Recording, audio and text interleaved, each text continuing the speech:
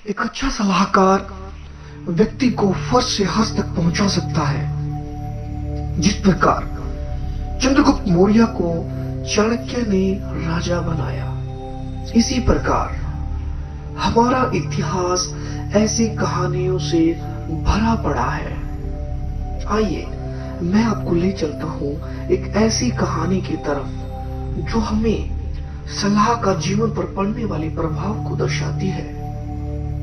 एक बार एक गुरु और शिष्य एक नगर से दूसरे नगर की तरफ बढ़ते हुए एक ऐसे नगर में पहुंच जाते हैं जहां पर हर वस्तु का मूल्य एक होता है। जैसे ही गुरुदेव को इस बात का मालूम पड़ता है कि जिस नगर में अभी वो है, यहाँ पर हर वस्तु का मूल्य एक है, तभी गुरु शिष्य को उस वक्त उस शहर को या उस नगर को उसी वक्त उस नगर को छोड़ने को कहते हैं। लेकिन शिष्य इस नगर को छोड़ने से मना कर देता है, क्योंकि यहाँ वस्तु का दाम और नगर की तुलना में कम है। इस पर गुरु शिष्य को आने वाली चुनौतियों का सामना करने के लिए आगाह करते हैं और कहते हैं, अगर तुम किसी मुसीबत में फंस जाओ तो मुझे याद करना, मैं तभी तुम्हारी मदद के लिए आ जाऊंगा।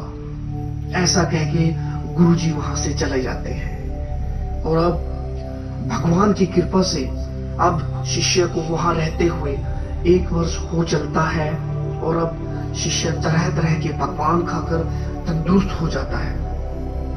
इसी बीच नगर में राजा के यहाँ चोरी हो जाती है और चोर जो है रानी का एक कीमती हार चुराकर चले जाते हैं। और अब राजा अपनी सेना को आदेश देते हैं कि जल्द से जल्द उस चोर को पकड़ा जाए। इस पर जो सेना है वो दिन रात मेहनत करती है और उस चोर को ढूंढना शुरू करती है, लेकिन मेहनत असफल रहती है, वो चोर को नहीं ढूंढ पाते।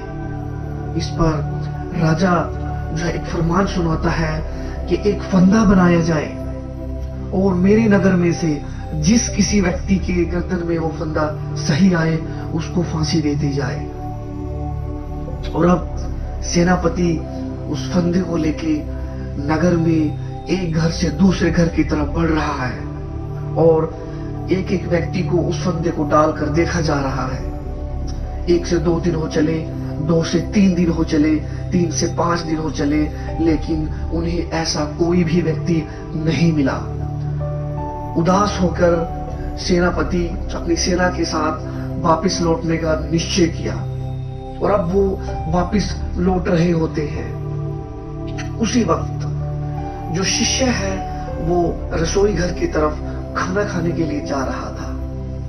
तभी सेनापति की नजर उस शिष्य पर पड़ी और उसके पास जाकर उस फंदे को उसकी गर्दन में डाला गया। जैसे ही वो फंदा उसकी गर्दन में डाला गया, वो एकदम बिल्कुल सही आ गया और अब शिष्य को बताया गया कि उसको फांसी दी जाएगी। अब यह सुनकर शिष्य पछताने लगा, रोने लगा और जो है गुरु को जो है उसने तुरंत याद किया, क्योंकि अब मुसीबत आ चुकी थी। यहाँ पर एक उदाहरण, एक कहावत बिल्कुल सही बैठती है कि जब इंसान का समय बुरा हो तो ऊंट पर बैठे व्यक्ति को भी जो है कुत्ता काट जाता है। और अब जो शिष्य है वो जैसे ही गुरु को याद करता है, गुरु सामने आ जाते हैं और गुरु शिष्य से याद करने का कारण पूछते हैं और शिष्य उसी वक्त उन्हें पूरी कहानी बताते हैं कि उनके साथ क्या क्या हुआ। इस पर गुरु शिष्य को घबराने से मना करते हैं और कहते हैं कि मैं आपको कोई ना कोई रास्ता दे रहा हूं। और अब जो गुरु है वो शिष्य को एक तरकीब बताते हैं कि जब तुम्हें फांसी दी जा रही होगी तब तुम ये कहना कि मुझे फांसी दी जाए और मैं कहूंगा कि मुझे फांसी दी जाए, और ये सिलसिला अंत समय तक चलता रहेगा।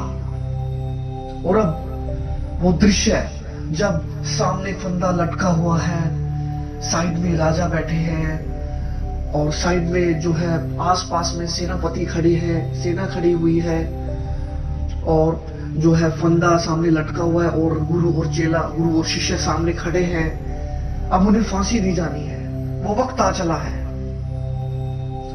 जैसे ही गुरु और शिष्य को फांसी दी जानी होती है, उसी वक्त गुरु के मुताबिक पहले शिष्य बोलता है कि मुझे फांसी दी जाए और गुरु बोलता है मुझे पहले फांसी दी जाए।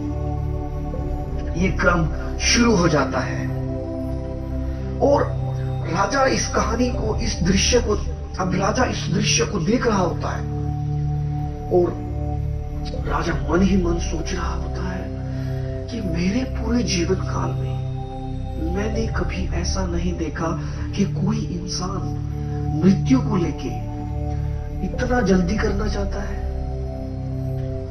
बेचैन हो जाता है राजा और तुरंत दोनों को अपने पास बुला के पूछता है कि आप दोनों पहले क्यों मृत्यु लेना चाहते हैं, क्यों फांसी लेना चाहते हैं। इस पर गुरुदेव बोलते हैं कि राजन, आज का जो दिन है वो इतना उत्तम है कि जो भी इंसान आज इस फंदे से फांसी लेगा वो सीधा मोक्ष को प्राप्त होगा। और अब राजा को लालच आ जाता है, राजा मोक्ष लेना चाहता है। तुरंत अपने सेनापति को आदेश देता है कि इन दोनों को छोड़ दिया जाए और फांसी मुझे दे दी जाए। और इस प्रकार एक मूर्ख राजा का अंत हो जाता है और एक अच्छे सलाहकार मतलब गुरु की वजह से जो है शिष्य की जान बच जाती है। उसी प्रकार व्यक्ति को जीवन में आने वाली चुनौतियों को सामना करने के लिए एक निपुण व्यक्ति की सलाह लेनी चाहिए। उम्मीद करता हूं आज की परिस्थितियों के हिसाब से यह कहानी हर व्यक्ति के जीवन पे कुछ ना कुछ प्रभाव डालेगी। इसी उम्मीद के साथ मेरा सभी श्रोतागणों से अनुरोध है कि मेरे चैनल को लाइक, शेयर और सब्सक्राइब करें ताकि मैं जीवन मूल्यों से संबंधित वर्तमान परिस्थितियों के अनुसार कुछ नई रोचक कहानियां लेकर आता रहूं। धन्यवाद।